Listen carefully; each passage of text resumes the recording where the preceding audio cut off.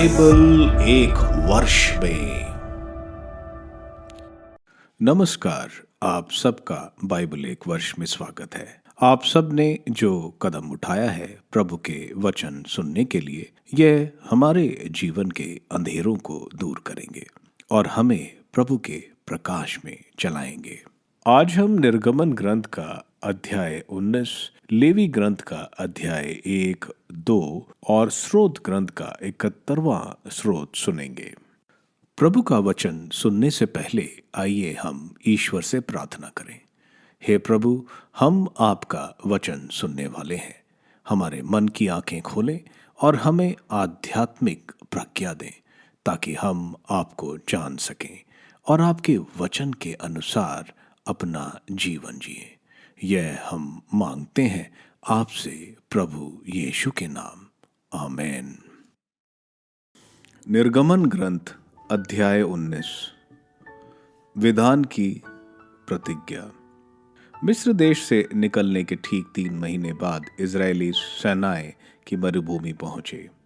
वे रफीदीम से चले थे और उन्हें सिनाई की मरुभूमि पहुंचकर पहाड़ के सामने ही पड़ाव डाला। मूसा ईश्वर से मिलने के लिए पर्वत पर चढ़ा और ईश्वर ने वहां उससे कहा, तुम याकूब के घराने से यह कहोगे और इज़राइल के पुत्रों को यह बता दोगे, तुम लोगों ने स्वयं देखा है कि मैंने मिस्र के साथ क्या क्या किया और मैं किस तरह तुम लोगों को गरुड़ के पंखों पर बिठाकर यहाँ अपने पास ले आया। यदि तुम मेरी बातें मानोगे और मेरे विधान के अनुसार चलोगे तो तुम सब राष्ट्रों में से मेरी अपनी प्रजा बन जाओगे, क्योंकि समस्त पृथ्वी मेरी है। तुम मेरे लिए याजकों का राजवंश तथा पवित्र राष्ट्र बन जाओगे। यही संदेश इज़राइल के पुत्रों को सुनाओ। मूसा ने लौटकर प्रजा के नेताओं को बुलाया और जो कुछ प्रभु ने उसे कहा था वह सब उनके सामने प्रस्तुत किया। सब लोगों ने एक स्वर से यह उत्तर दिया, ईश्वर जो कुछ कहता है हम वह सब पूरा करेंगे। प्रभु ने मूसा से कहा, मैं एक काले बादल में तुम्हारे ऊपर आ रहा हूं, जिससे ये लोग मुझे तुम्हारे साथ बातें करता हुआ सुने और तुम में सदैव अटल विश्वास करें। मूसा ने प्रभु को लोगों का उत्तर सुना दिया। विधान की तैयारी। प्रभु ने मूसा से कहा, तुम लोगों के पास जाकर आदेश दो कि वे आज और कल अपने को पवित्र करें और अपने वस्त्र धो लें। वे परसों के लिए अपने को तैयार करें, क्योंकि परसों प्रभु सभी लोगों के सामने सिनाई पर्वत पर उतरेगा। तुम लोगों के लिए चारों तरफ एक सीमा निश्चित कर दोगे और उनसे कहोगे, ध्यान रखो, पर्वत पर कोई नहीं चढ़े और ना उसकी तलहटी तक पहुंचे। जो पर्वत का स्पर्श करेगा वह मारा जाएगा। कोई व्यक्ति दोषी का स्पर्श नहीं करेगा, वह पत्थरों या तीरों से मारा जाएगा। चाहे वह पशु हो चाहे मनुष्य, वह जीवित नहीं रह सकेगा। जब नरसिंहे का शब्द बहुत देर तक सुनाई देगा तब वे पहाड़ पर चढ़ सकेंगे।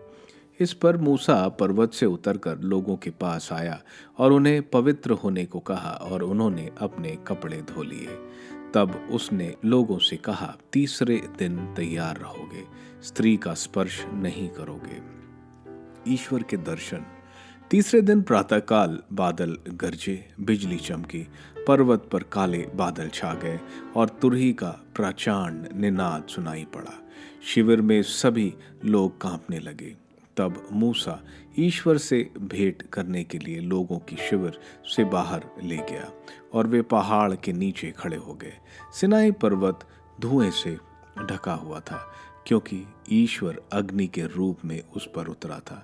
धुआं मट्टी के धुएं की तरह ऊपर उठ रहा था और सारा पहाड़ जोर से कांप रहा था। तुरही का निनाद बढ़ता जा रहा था। मूसा बोला और ईश्वर ने उसे मेघ गर्जन में इससे उत्तर दिया। ईश्वर सिनाई पर्वत की चोटी पर उतरा और उसने मूसा को पर्वत की चोटी पर बुलाया और मूसा ऊपर गया। प्रभु ने मूसा को आज्ञा दी, नीचे जाकर लोगों को चेतावनी दो कि वे प्रभु के दर्शन करने के लिए आगे नहीं बढ़े, नहीं तो उनमें बहुतों की मृत्यु हो जाएगी। वे याजकों भी जो प्रभु के पास आया करते हैं अपने को पवित्र कर लें, जिससे ईश्वर उन पर क्रोध ना करे। मूसा ने प्रभु से कहा, लोग सिनाई पर्वत पर नहीं आ सकते, क्योंकि तूने स्वयं हम लोगों को कड़ी चेतावनी दी कि पर्वत के चारों ओर एक सीमा बनाकर उसे पवित्र बनाए रखो। तब प्रभु ने उससे कहा, नीचे जाओ और हारून को लेकर फिर ऊपर आ जाओ। लेकिन याजक और लोग प्रभु के पास पहुंचने के लिए ऊपर नहीं आए, कहीं वह उन पर क्रोध न करें। इस पर मूसा लोगों के पास नीचे गया और उसने उन्हें यह बात समझाई। लेवी ग्रंथ अध्याय 1। होम बलि।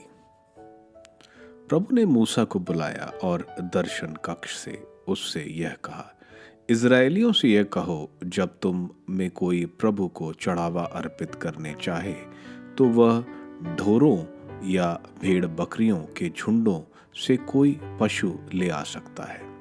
जब कोई होम बलि के रूप में ढोरों में से एक पशु चढ़ाना चाहे तो उसे एक अदोष नर ही चढ़ाना चाहिए। वह उसे दर्शन कक्ष के द्वार पर लाकर चढ़ाए, जिससे वह प्रभु को ग्रहस्थ हो। वह बलि पशु के सिर पर अपना हाथ रखे। इस प्रकार वह उसके पापों का प्रायश्चित के लिए प्रभु को ग्रहस्थ होगा। तब वह प्रभु के सामने बछड़े का वध करे और याजक हारून के पुत्र उसका रक्त चढ़ाएं। वह उसका रक्त दर्शन कक्ष के द्वार पर वेदी के चारों ओर छिड़कें।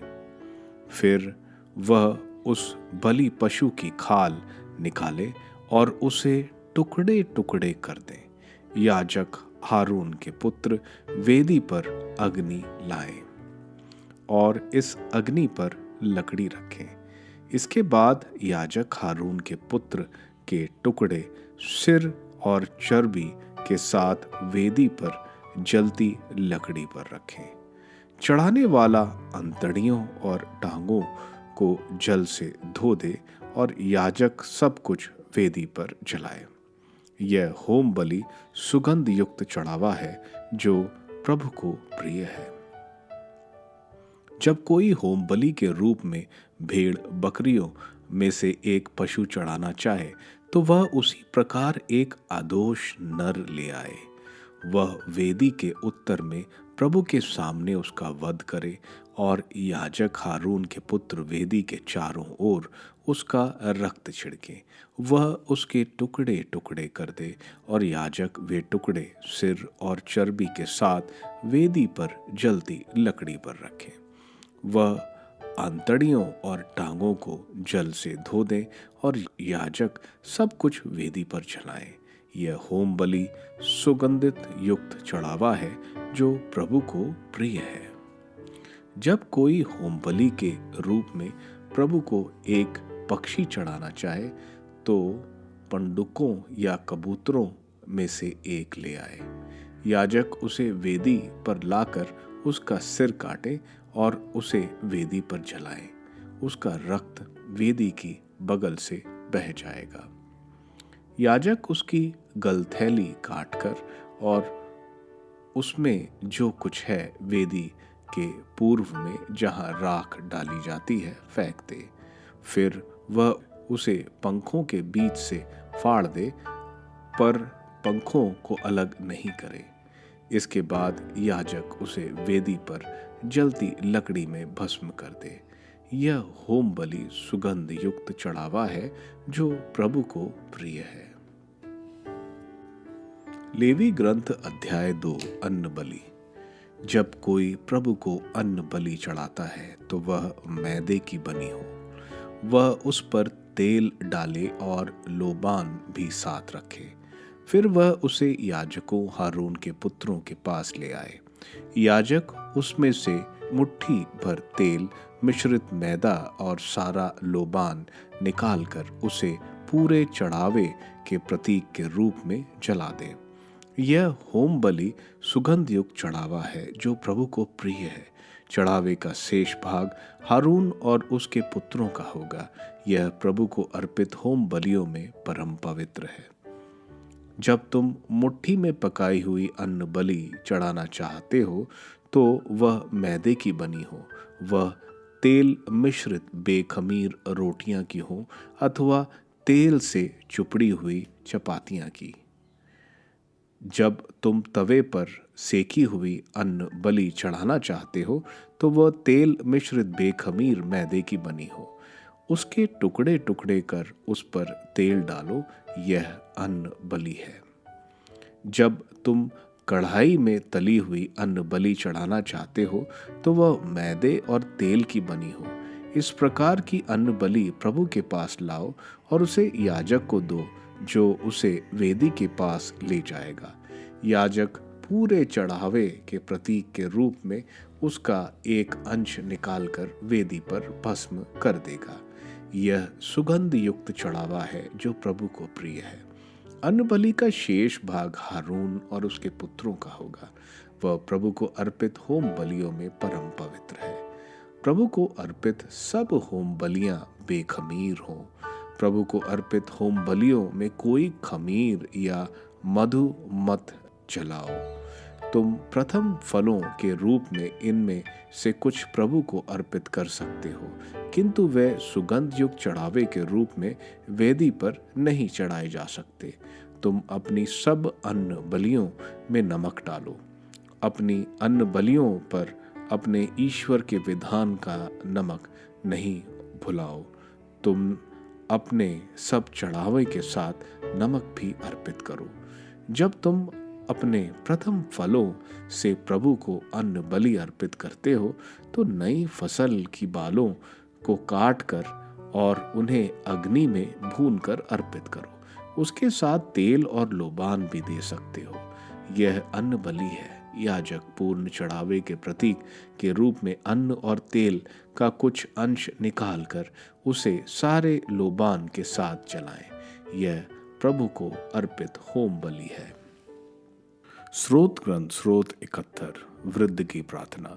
प्रभु, मैं तेरी शरण आया हूँ, मुझे कभी निराश न होने दे। तू न्यायी है, मुझे छुड़ा, मेरा उद्धार कर, मेरी सुन और मुझे बचा।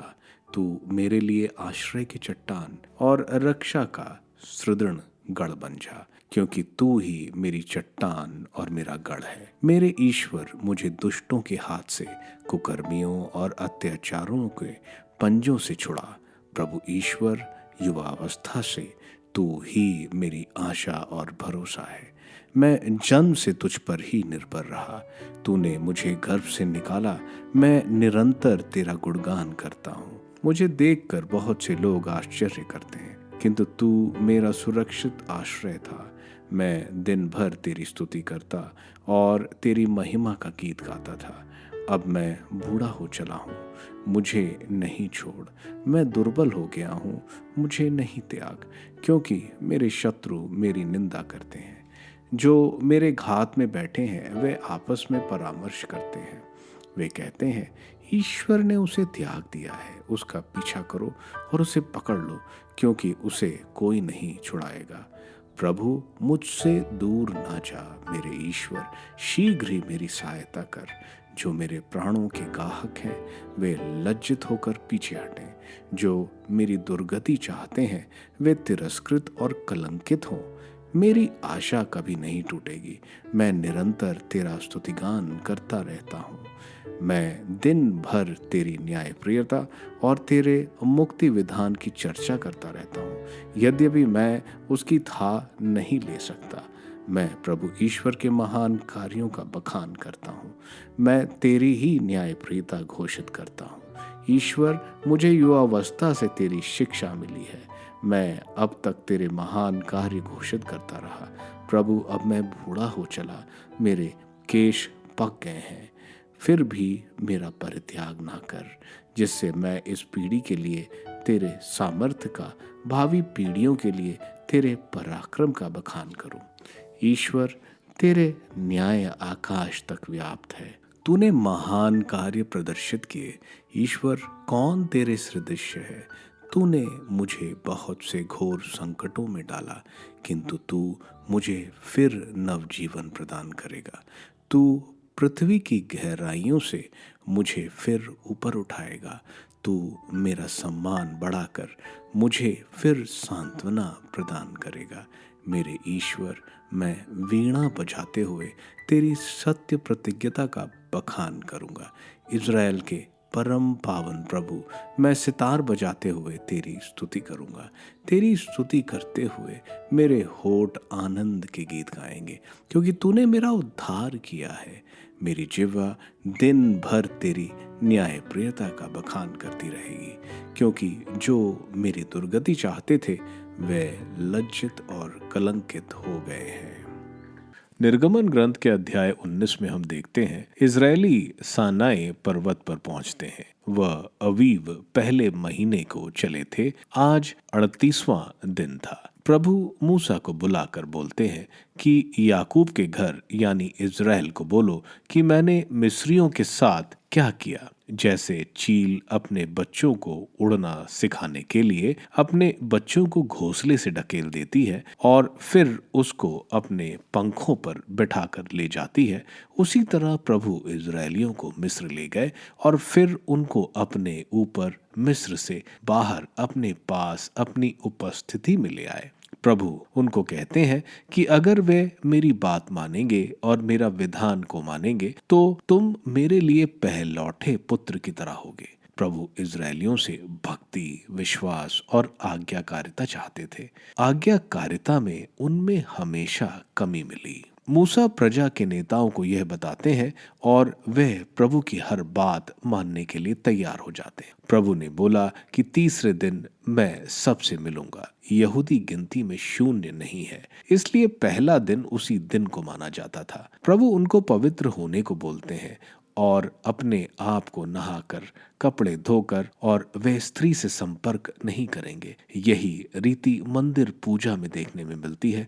पुजारी को अपने आप को सवेरे नहाकर, हाथ पैर धोकर पूजा शुरू करते हैं और जब वे पूजा में रहते हैं तो उनको कौमार्य रहना पड़ता था। प्रभु उनको हिदायत देते हैं कि वह उस पर्वत के ऊपर नहीं चढ़ेंगे जहां प्रभु की उपस्थिति होगी, क्योंकि प्रभु पवित्र है। तीसरे दिन प्रभु का वैभव, शकीना वैभव सनाई पर्वत पर आई, जहां मेघ गर्जन, बिजली, बादल, तुरही, आग, धुआं और तुरही का निनाद बढ़ती जा रही थी। पूरा पर्वत कांप रहा था। पूरे इजरायली कांप रहे थे। ईश्वर ने मूसा को सनाई पर्वत पर बुलाया।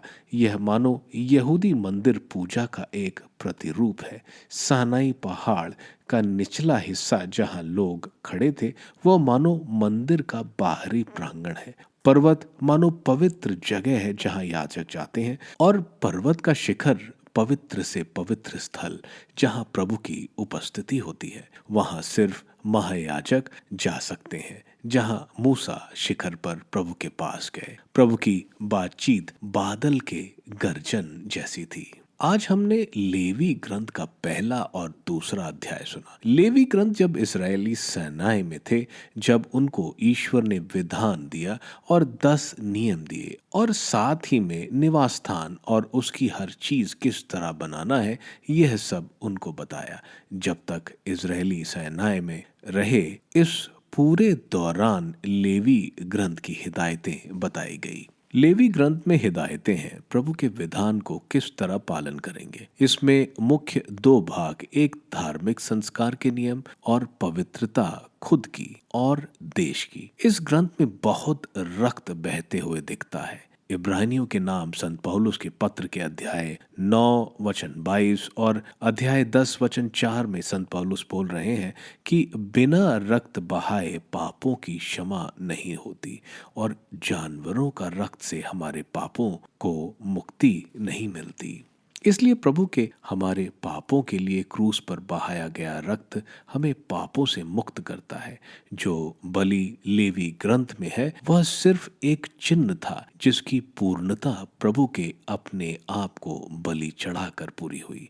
यह बात हमें लेवी ग्रंथ में देखने को मिलेगी। पहली बलि होम बलि, इसमें 5 तरह के पशु या भेड़, बकरी, पांडुक या कबूतर, ये पशु नर होने चाहिए, आदोष होने चाहिए। बलि अर्पण करने वाला उसके ऊपर हाथ रखेगा और उसके पाप उस बलि के पशु के ऊपर आ जाते हैं और उसकी बलि चढ़ाकर उसका रक्त वेदी पर छिड़का जाता है और पूरा पूरा जलाया जाता है। कोई भी भाग याजकों के लिए नहीं रखा जाता। इसी तरह जो आर्थिक रूप से कमजोर थे वह कबूतर चढ़ाते हैं। उसका सिर काट कर उसका रक्त वेदी पर डालकर उसके गल थैली को निकालने के बाद उसको जलती लकड़ी में भस्म कर देते हैं।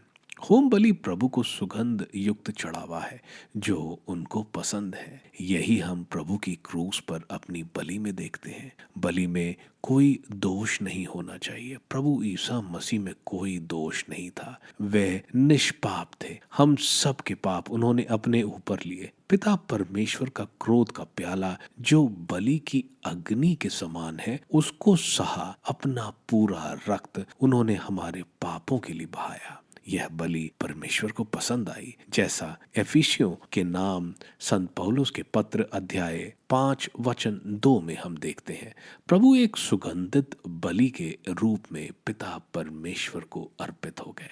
अगली बलि अन्न बलि है जिसमें अन्न का आटा, उसमें तेल और लोबान डालकर इसका एक हिस्सा लेकर याजक वेदी पर भस्म कर देते हैं। बाकी याजक की होती है। इसके अलावा इनकी रोटी या तेल में तली रोटी भी चढ़ा सकते हैं। ये बेखमीर होना चाहिए। खमीर पाप का प्रतीक है। इसमें नमक डालना जरूरी है क्योंकि नमक पवित्रता का प्रतीक है। इसमें शहद नहीं मिला सकते क्योंकि शहद दूषित करने का प्रतीक है।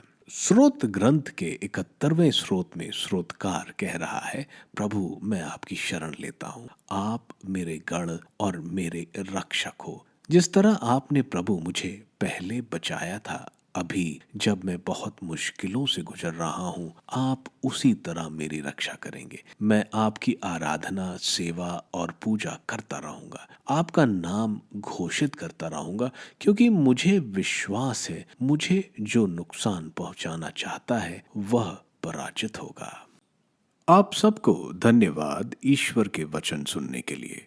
मैं आपसे विनती करता हूं कि आप बाइबल एक वर्ष में को दूसरों के साथ शेयर करें क्योंकि प्रभु का वचन स्वयं प्रभु यीशु है। प्रभु को दूसरों को देने वालों को प्रभु की आशीष जरूर मिलेगी। मैं आप सबका बड़ी बेसब्री से कल इंतजार करूंगा। धन्यवाद।